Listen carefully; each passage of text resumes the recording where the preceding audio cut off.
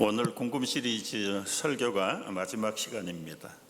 오늘 궁금 질문은 그리스도인들이 왜 고난을 많이 당하는가? 먼저 이해할 것은 이 고난이라는 단어를 저희들이 한번 확인해 봐야 합니다. 그러기 위해서 퀴즈 하나를 드리는데요. 뱃사람들이 바다에 나가서 풍랑을 만나고 가끔 엄청난 생명을 잃기도 하고 큰 곤욕을 치릅니다. 이제 문제는 무엇입니까?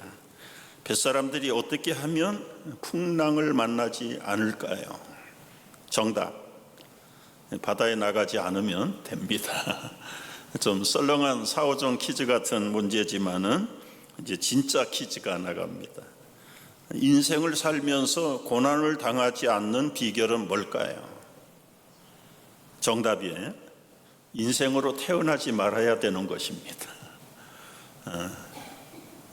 인생으로 태어난 사람은 신앙이 있거나 없거나 불신자나 그리스도인이나 누구를 막론하고 인생은 고난을 당한다는 것입니다. 욥기서 5장 7절 말씀에 분명히 하나님께서 말씀하셨어요. 사람은 고생을 위하여 났으니 불꽃이 위로 날아가는 것 같다. 인생이 존재하는 것은 고생을 위해서 존재하는 것이다. 여러분, 최초로 그렇다면 인류 최초의 고생이 어디에서 왔을까? 처음 사람 아담과 하와에게 추적을 해봐야 되겠죠. 그 인생의 고난이 창세기 3장에 자세하게 기록이 되어 있습니다. 하나님께서 처음 사람 아담과 하와를 지으실 때는 행복한 삶, 하나님과 같은 영원한 존재, 이것을 하나님의 형상이라고 부르는데 비록 흙으로 사람을 빚으셨지만 하나님의 형상으로 하나님과 똑같이 하나님과 통하도록 하나님과 교제하도록 영원한 존재로 아담과 하와를 만드셨습니다. 그래서 한동안 행복하게 살았습니다. 불행이 뭔지 고난이 뭔지 그들은 전혀 모릅니다. 하나님께서 맡겨주신 에덴 동산을 관리하고 하나님과 대화하고 교제하면서 행복한 삶을 살았어요. 언제까지요? 저들이 죄를 짓기 전까지. 뱀의 유혹을 이기지 못하고 선악을 알게 하는 나무를 먹는 날에 너는 반드시 죽는다. 그 약속을 지키지 못할 때에 인생 최초의 사람 아담과 하와는 영원한 고난, 고생을 스스로, 어려운 말입니다, 자취하게 되었어요. 누가 준 게 아니라 스스로 받아들이고 스스로 결정해버린 것이 이 고난이라는 것입니다. 맨 먼저 그들이 하나님과의 약속을 깨고 죄를 범할 때 찾아온 벌이 무엇입니까? 첫째는 수치심과 부끄러움이었어요. 지금까지는 벌거벗은 몸에 대해서 아무런 수치가 없었는데 그때부터 부부밖에 없는데도 부끄러운 겁니다. 죄의식이라는 것, 수치심이라는 것이 맨 먼저 찾아왔고, 두 번째는 아담과 하와가 하나님의 얼굴을 피하여 숨었습니다. 하나님 앞에서의 도피, 얼굴을 마주 대할 수가 없습니다. 교제가 끊어지는 거죠, 일방적으로. 세 번째는 책임 전가입니다. 뱀에게 책임을 추궁했더니 아담은 하와에게, 하와는 뱀에게 책임을 전가하기 시작해요. 하나님은 즉시로 뱀과 여자와 아담에게 심판을 행하십니다. 그 심판이 이제 인류 고난의 시작입니다. 어떤 심판이 있는지 창세기 3장 16절 봅니다. 여자에게 이르시되 내가 네게 임신하는 고통을 크게 더하리니 내가 수고하고 자식을 낳을 것이며 너는 남편을 원하고 남편은 너를 다스릴 것이다. 이게 아내에게 임하는 벌입니다. 아내가 어떤 벌을 받았습니까? 여러분, 저 말씀 속에 임신하는 고통, 출산의 고통, 수고하며 자식 낳습니다. 그 다음에 남편을 원한다는 것, 이게 이제 남편은 다스리려고 하는 것, 이게 부부 갈등, 좀 속된 표현으로 부부 싸움이 시작이 되는 겁니다. 여러분, 여기서 하나 우리가 생각해 볼 수 있는 것은 이 남편을 아내가 원한다. 다른 말로는 사모한다는 말로도 번역이 됐어요. 그러나 원래의 히브리어 뜻은 테슈카라는 말인데, 이 말은 4장 7절에 보면 죄가 문에 엎드리는 것처럼, 죄가 왜 엎드립니까? 독사가 엎드리고 있는 자세는 무슨 자세죠? 물어서 해하려고 하는 그 자세가 이 테슈카라는 자세예요. 아내가 남편을 물려고 하는, 이 테슈카는 3번 똑같은 단어를 썼는데, 그 아가서에 나오는 단어를 보면 아주 재밌는, 아가서 8장 6절에 이렇게 돼 있어요. 이 술람미와 이제 솔로몬이 연애를 할 때예요. 사랑을 할 때, 너는 나를 도장같이 마음에 품고 도장같이 팔에 두라. 사랑은 죽음같이 강하고 질투는 수월같이 잔인하며 불길같이 일어나나니 그 기세가 여호와의 불과 같다. 여기 사랑은 죽음같이 강하고 질투는, 그 질투라는 말이 엎드린다는 말, 남편을 독점하려고 하는, 남편만을 자기 휘하에 두고 싶어 하는 그 질투. 근데 얼마나 식구가 아름다워요. 이 사랑은 죽음같이 강하고 질투는 수월같이 잔인하며 불길같이 일어나니 그 기세가 여호와의 불과 같다. 이 많은 물도 이 사랑을 끄지 못하고 홍수라도 삼키지 못하나니 사람이 그의 온 가산을 다 주고도 사랑과 바꾸려 할지라도 오히려 멸시를 받으리라. 여러분, 아내의 남편에 대한 사랑이 얼마나 숭고합니까? 얼마나 아름답습니까? 그 사랑이 죽음만큼 강하다고 그랬다. 표현은 좋은데 그 동기가 무엇입니까? 그냥 자기가 지배하고 싶은 그거예요. 그런데 아담에게는 뭐라고 말했죠? 그 아내를 다스려라. 이때부터 영원한 승자도 패자도 없는 부부의 싸움이 시작이 된 겁니다. 아내는 잡으려고 하고 남편은 잡히지 않고 짓밟으려고 하는, 그것이 아담과 하와가 받은 원죄에 대한 벌이에요. 벌. 여러분, 오늘 현대 모든 나쁜 뉴스들의 직접 간접 배경의 원인들은 이 부부의 갈등에서 오는 겁니다. 아니라고 할 수가 없어요. 집안에서 부부간에 만족하고 행복한데 왜 남을 해코지합니까? 왜 외도를 합니까? 왜 자녀들과 갈등을 짚니까? 직접 간접인 동기는 이 하와 그리고 아담이 받은 벌 때문에 그런. 임신, 잉태할 때부터 입덧하죠. 출산할 때 뼈가 깨지고 살이 찢어지는 출산의 고통을 겪죠. 그리고는 남편을 지배하려고 하죠. 남편은 다스리려고, 안 잡히려고 갈등하죠. 더 놀라운 것은 아담도 마찬가지입니다. 남편들이 받는 벌이 무엇입니까? 17절의 말씀을 보면은 17절, 아담에게 이르시되 네가 네 아내의 말을 듣고 네가 내게 먹지 말라 한 나무의 열매를 먹었은즉 땅은 너로 말미암아 저주를 받고 너는 내 평생에 수고하여야 그 소산을 먹으리라. 여러분, 여기서 이제 두 가지가 벌인, 첫째는 환경이 변한다 그랬어요.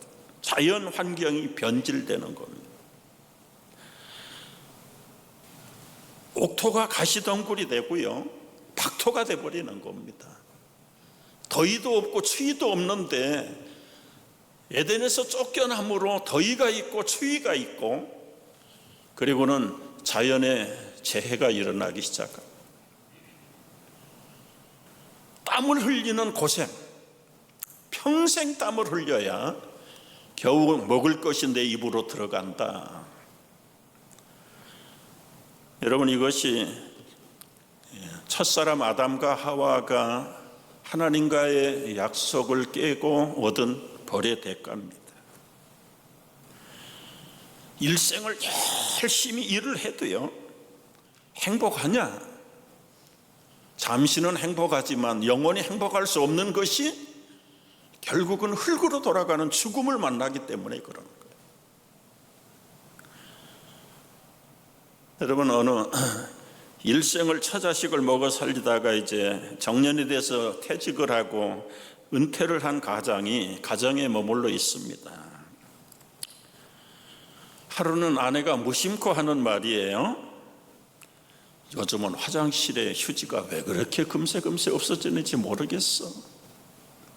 그냥 혼자 하는 소리예요. 이 한마디에 남편은 단단히 삐졌습니다. 원 세상에 내가 화장실 휴지만큼도 귀한 존재가 못 되는구나. 그날부터 남편은 외롭기 시작했고, 그 아내가 보이는 가정에서는 행복이 없을 것 같아서 자꾸 밖으로 나돌기 시작합니다. 남편들이요, 이런 아내의 대우를 받고도 살아야 합니까? 살아야지 어디 가겠습니까? 평생 먹을 것 벌어놨다고 해서 행복할 것인가? 여러분, 행복하지 않다니까요. 불청객인 죽음이 찾아오고 기다리고 있다니까요. 너는 흙이니 흙으로 돌아가라.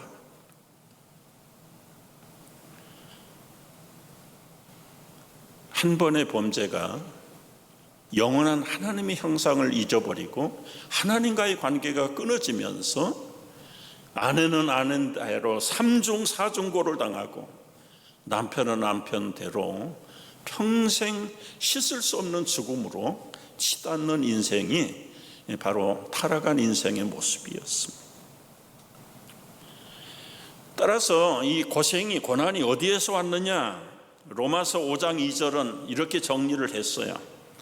다 같이 읽어봐요. 이러므로 한 사람으로 말미암아 죄가 세상에 들어오고 죄로 말미암아 사망이 왔나니 이와 같이 모든 사람이 죄를 지었으므로 사망이 모든 사람에게 이르렀느니라.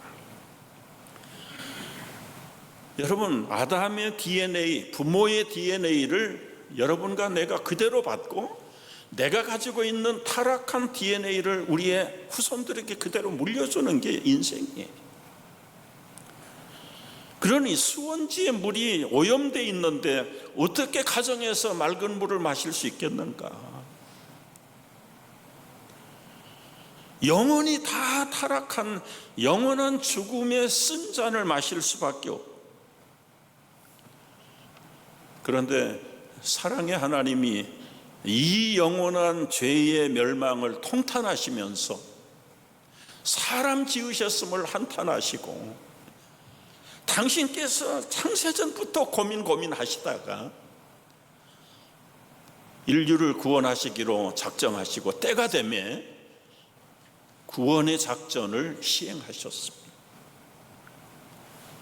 당신이 사람의 몸을 입고 이 땅에 오셔서 죄 없는 하나님이 사람이 되심으로 아담의 후손들을 구원하고 살려내기 시작하신 거예요. 어떻게 살리셨습니까? 오직 하나님의 사랑입니다. 하나님의 공의입니다. 성령의 감동을 받은 바울은 에베소서 2장 4절 8절에서 이렇게 정리를 하셨어요. 그 긍휼이 풍성하신 하나님이 우리를 사랑하신 그 큰 사랑을 인하여 허물로 죽은 우리를 그리스도와 함께 살리셨고 너희는 은혜로 구원을 받은 것이라 너희는 그 은혜에 의하여 믿음으로 말미암아 구원을 받았으니 이것은 너희에게서 난 것이 아니요 하나님의 선물이라. 여기 가장 많이 쓰여진 것이 긍휼, 은혜, 하나님의 선물. 이것은 다 하나님이 일방적으로 주신 것. 죄인이었던 죽었던 인생을 긍휼로, 사랑으로, 은혜로 값없이 그냥 살려주신 것이 그리스도 안에서 받은 우리의 영원한 생명 구원의 선물인 줄을 믿으시기 바랍니다. 이 하나님의 생명 은혜의 선물을 받았지만 새 생명으로 태어났지만은 그러나 영적인 성숙도는 갓난아이로부터 시작을 해서 천차만별입니다. 처음 영접하고 믿을 때 태어난 사람을 우리말로 하면 영적인 영아라고 생각을 해보세요. 영아가 성장해서 성인이 되기까지는 만물 중에서 가장 성장 속도가 느린 게 인간입니다. 인간. 여러분 송아지나 말 보세요. 염소 새끼 보세요. 돼지 새끼 보세요. 벌써 탯줄 끊어주지 않아도 나오면서 뒤뚱뒤뚱 걸어다닙니다. 사람은 1년을 지나야 겨우 걸어요. 걷는다고 사람 된 겁니까? 20살이 됐다고 사람 됐어요? 결국은 장가가고 아들 가서 아들 딸 낳고 부모가 돼봐야 그때 가서 사람다운 사람으로 갖춰지는 거예요. 그러니까 평균 요즘은 40년 걸려. 30년에서 40년. 얼마나 성장 속도가 느린가. 영적인 성장 속도는 어떨까요? 아마 3, 40년에 해결 안 되고 영원히 일생을 100년을 살아도 완전 성숙한 사람은 미달이에요. 미달. 그래서 요한 1서에 보면 한 가정에 갓난아이가 있고 어린아이가 있고 자녀가 있고 부모가 있고 청년이 있고 그 영적인 성숙도에 따라서 나이가 다 구별되어 있습니다. 우리 육신의 나이하고는 관계없어요. 여러분의 영적인 성장, 영적인 성숙도는 몇 살일까요? 직분이 있다고 해서 완전한 성리 아니에요. 목사들도 여러분 장로들도 오줌 싸고 똥 싸는 장로들 얼마나 많아. 곁길로 떨어지는 목사들도 얼마나 많습니까? 그러니까 이 영적인 성숙도는 육체의 연형하고는 비례할 수가 없고 거기다가 또 하나 원래의 우리의 소유는 아버지가 아니에요. 마귀의 자녀들이었어요. 하나님이 그 마귀들의 자녀들인 여러분과 나를 빼앗아서 당신의 자녀 입양을 시킨 겁니다. 빼앗겨버린 마귀는 어떻게 할까요? 기회만 있으면 빼앗긴 생명들을 졸개들을 찾으러 다시 빼앗으려고 호시탐탐 기회를 노려요. 외부적으로는 마귀가 기회를 노리죠. 내부에서는 아직도 성숙하고는 거리가 멀지요. 중국에서는 1년에 40만 명 어린아이들이 유괴를 당한답니다. 99% 사탕 한 알이면 된다는 거예요. 여러분 사탕 한 알이 무슨 값어치가 있습니까? 그러나 철없는 아이들에게는 그게 전부예요. 마귀들이 달콤한 사탕을 가지고 영적으로 미숙한 어린아이들을 미혹합니다. 마귀의 작전은 얼마나 끈질긴지요. 심지어 예수님에게까지 도전을 했던 게 마귀잖아요. 예수님이 3대0 일방 승리하셨어요. 그리고 마귀가 영원히 떠나갔을까요? 누가복음 4장 13절을 보면은 마귀가 모든 시험을 다 한 후에 얼마 동안 떠났다고 그랬지 굿바이 했다고 말하지 않았어. 떠난 줄 알았던 마귀가요, 가룟 유다를 통해서, 때로는 베드로를 통해서 계속해서 예수님을 도전합니다. 그러니 빼앗겨버린 자기의 소속된 백성들을 되찾고 싶은 마귀가 지금은 성도라는 이름으로 아버지가 달라져 있긴 하지만 오늘 성도들에게도 두루 삼킬 자를 찾으려고 지금도 호시탐탐 기회를 노리고 있다.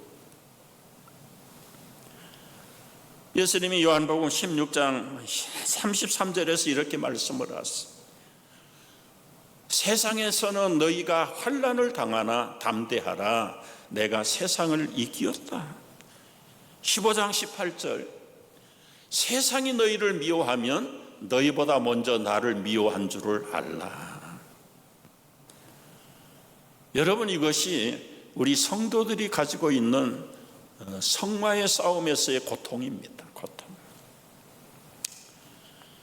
특별히 베드로전서는 처음 시작된 교회들 성도들에게 이 세상이 얼마나 극악하게 도전하는 줄 아느냐. 세상에 속해 있을 때는 몰라요.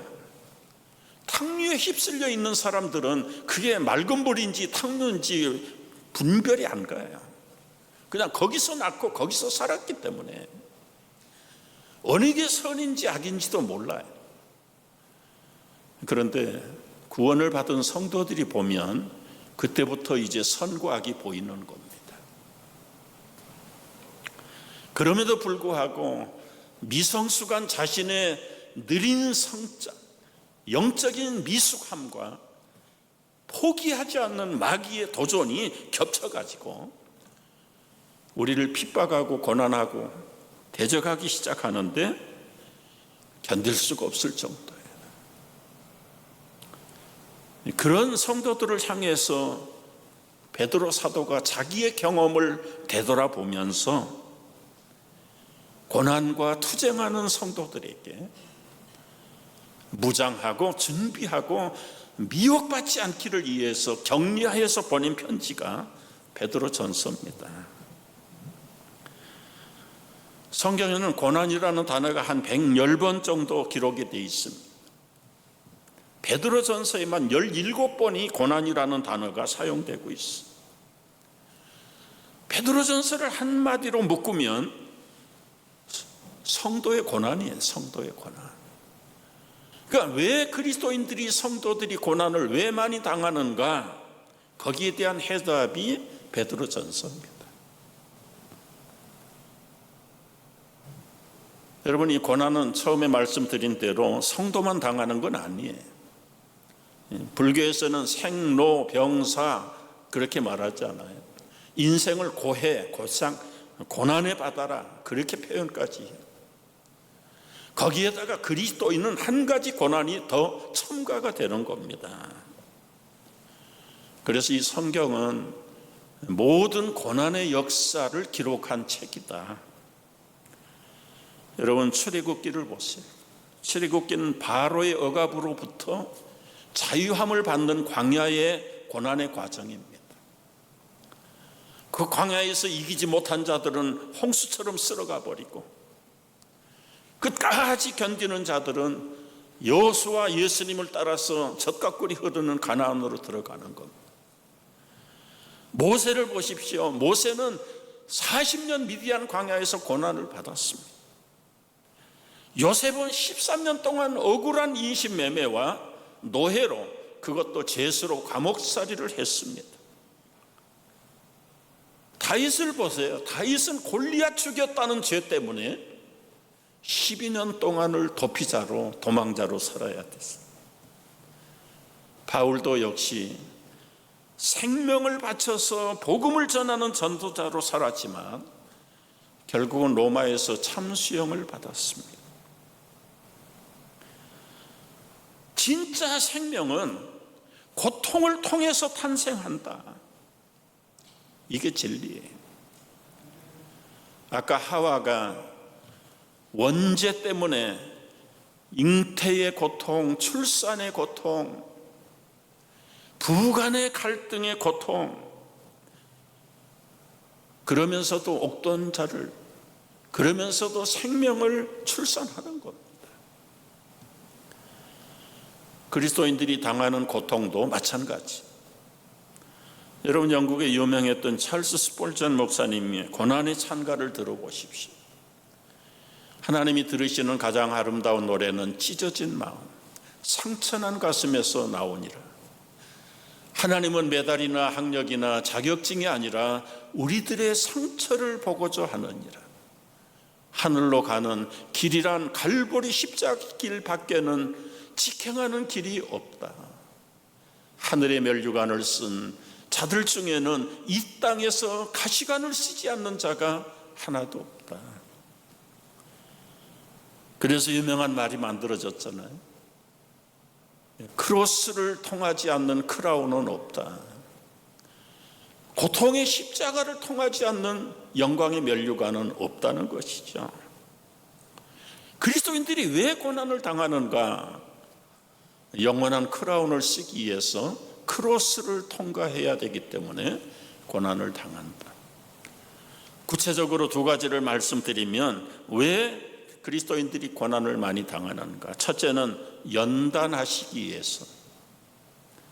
베드로전서 1장 7절 다 같이 읽습니다.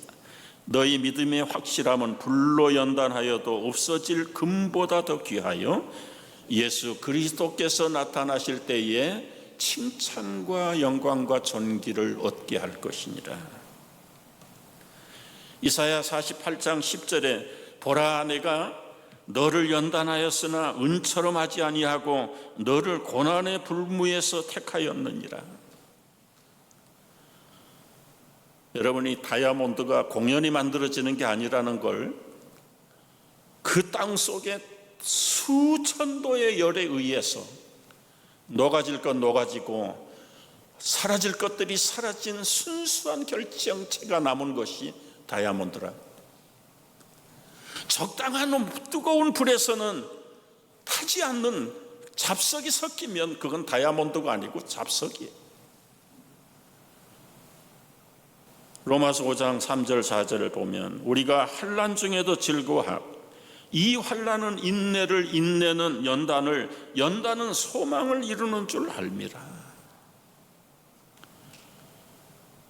여러분, 우리의 생명도 고난도의 고통과 고난과 시련이 없으면 한번 불어오는 광풍에 꺾여지고 마는 겁니다. 사람들은 온실의 안일한 삶을 추구합니다. 그러나 강풍이 불어칠 때 온실의 지붕이 날아가면 그 안에 살아남을 풀이 하나도 없어. 태어날 때부터 광야에서 들에서 풍천노숙을 했던 이 야생초들은 태풍이 와도 끄떡 없습니다. 심하게 흔들리고 뿌리채 뽑힐 것 같은 그 태풍 안에서도 견고하게 자리를 잡고 있는 거예요. 연단의 열매지요. 여러분, 우리의 인생이 시련이 있습니까? 고난이 있습니까? 하나님께서 나를 연단하고 있다고 생각을 해보세요. 욥이 여러분 그 정도의 믿음이라면 하나님도 인정해주는 완전한 성숙한 믿음이에요. 그럼에도 불구하고 사탄에게 허락된 연단을 맡기셨어요. 그 많은 재산 10자녀 10남매를 하루아침에 잊어버리고 자신의 몸이 기아장을 가지고도 긁어도 시원치 않는 처절한 악병에 시달리면서 마지막 반쪽이었던 아내마저 배반하고 떠난 그 상황에서도 여호와께서 나를 단련하신 후에는 내가 정금같이 나오리라. 끝까지 연단하고 견디고 인내함으로 승리함으로 욥의 인생은 더블 해피엔딩으로 끝나는 거 욥기서 마지막에 기록이 돼요. 여러분 지금 연단 중에 있다면 미래를 받아보십시오. 욥이 죄가 있어서 시험 당하고 고난 당한 거 아닙니다.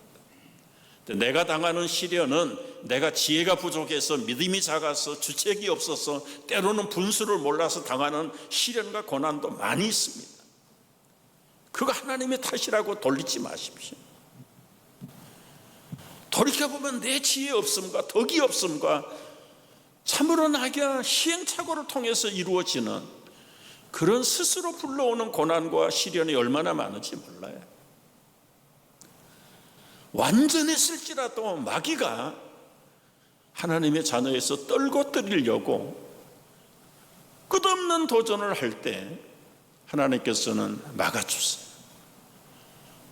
우리를 훈련시키세요. 연단시키세요. 그래서 주님의 마음에 맞는 하나님의 위대한 생명의 작품을 만들어가기 위함입니다. 두 번째, 왜 우리 성도들이 고난이 많은가? 시험이죠. 시험, 테스팅 해보는 거예요. 베드로전서 1장 6절 보십시오. 다 같이 읽습니다. 그러므로 너희가 이제 여러 가지 시험을 인하여 잠깐 근심하게 되지 않을 수 없으나 오히려 크게 기뻐하라. 4장 12절 사랑하는 자들아 너희를 시련하려고 오는 불시험을 이상한 일 당하는 것 같이 이상히 여기지 말라. 여러분 믿음 생활 환경을 돌아보시고요. 계속해서 평안한 가운데만 있다. 이거 조금 문제가 있습니다. 때로는 가감하게 기도하셔야 됩니다. 이것이 안일이라면 하나님이 안일의 잠에서 나를 깨우시고 오늘 말씀처럼 시험으로 나를 연단시켜 주님 보시기에 합격할 수 있는 영적인 작품이 되어지기를 기도해요. 한 가지 여러분 우리가 시련과 고난을 받을 때 조심해야 될 것이 있습니다. 나는 하나님께 시험 받는다 그렇게 말하면 안 돼요. 야고보서 사도가 이 말씀을 보강했는데요. 사람이 시험을 받을 때 내가 하나님께 시험 받는다 하지 말라. 하나님은 악에게 시험 받지도 않고 친히 아무도 시험하지 않는다. 오직 각 사람이 시험 받는 것은 자기 욕심에 끌려 미혹됨이니 욕심이 잉태한 즉 죄를 낳고 죄가 장성한 즉 사망을 낳는다. 사랑하는 자들아 형제들아 속지 말라. 말씀드린 대로 내가 내 시행착오 때문에 지혜 없음 때문에 내 정욕 때문에 일어나는 모든 일들을 하나님의 시험이라고 핑계하지 말라는 거예요. 우리에게 주시는 격려의 말씀은 베드로 사도가 시행착오 많이 했잖아요. 정말 부끄러울 정도였잖아요. 그리고 나는 5장 9절에서 이렇게 말씀을 하세요. 5장 9절 다 같이 너희는 믿음을 굳건히 하여 그를 대적하라. 이는 세상에 있는 너희 형제들도 동일한 고난을 당하는 줄 알미라. 동일한 고난을 당한다. 베드로 사도는 지난 자기의 생애를 돌아보면서 거듭거듭 아주 말씀을 고백합니다. 2장 21절, 5장 6절부터 5장 6절 그러므로 하나님이 능하신 선 아래서 겸손하라. 때가 되면 너희를 높이시리라. 자기가 못 참은 거예요. 그 때가 될 때까지 못 참았던 것을 돌이켜보는 겁니다. 너희 염려를 다 주께 맡기라. 이는 그가 너희를 돌보심이라. 2장 21절 24절을 보세요. 너희가 부르심을 받았으니 뭐를 위하여?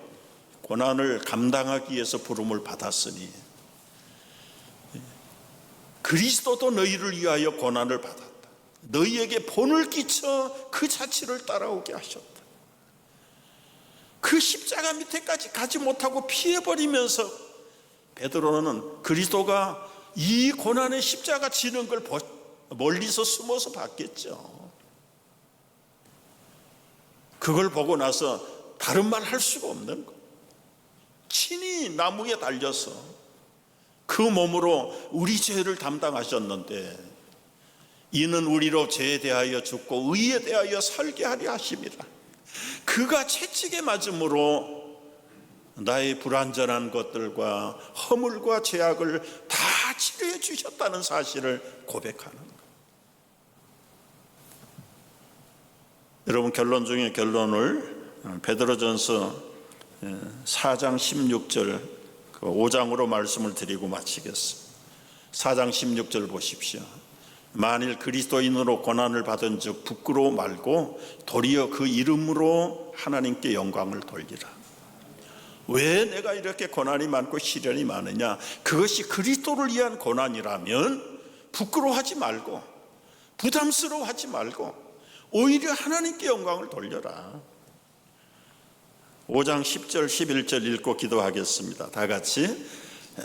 모든 은혜의 하나님 곧 그리스도 안에서 너희를 부르사 자기의 영원한 영광에 들어가게 하시니까 잠깐 고난을 받는 너희를 친히 온전케 하시며 굳게 하시며 강하게 하시며 털을 견고케 하시리라.